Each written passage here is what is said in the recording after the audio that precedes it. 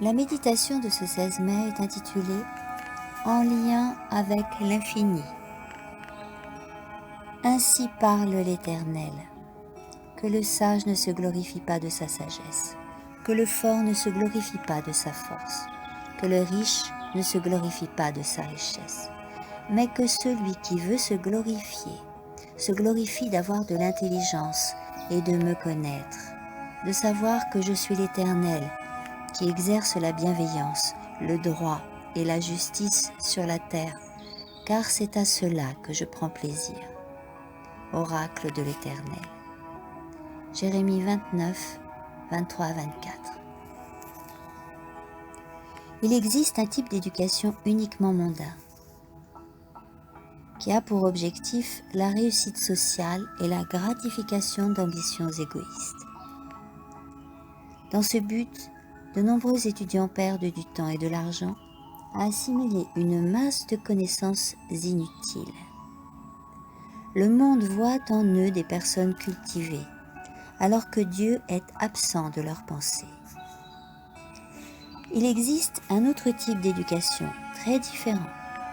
Son principe fondamental, comme le déclare le plus grand maître que le monde ait connu, est le suivant. Cherchez premièrement son royaume et sa justice. Matthieu 6, 33. C'est une éducation dénuée d'égoïsme. Elle a pour but d'honorer Dieu. Dieu est la source de toute sagesse. Il est infiniment avisé, juste et bon. Le Christ excepté, les hommes les plus sages qui aient existé ne peuvent l'appréhender. Même s'ils croient posséder la sagesse et se glorifier de leur succès, une simple connaissance intellectuelle, ignorante des grandes vérités centrées sur le Christ, est vaine. Si seulement l'homme pouvait un instant voir au-delà de sa vision limitée, s'il pouvait avoir un aperçu de l'éternité, il cesserait de se vanter. Les êtres humains qui vivent sur cet atome qu'est notre monde sont limités. Dieu a créé d'innombrables mondes obéissant à sa loi et gouvernés en relation avec sa gloire.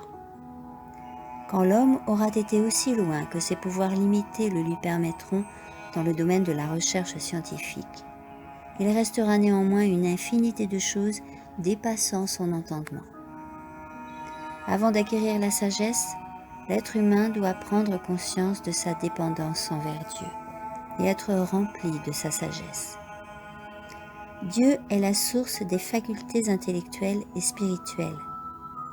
Les grands hommes qui ont effectué ce que le monde considère comme de magnifiques performances dans le domaine des sciences ne peuvent être comparés à Jean le Bien-Aimé ou à l'apôtre Paul.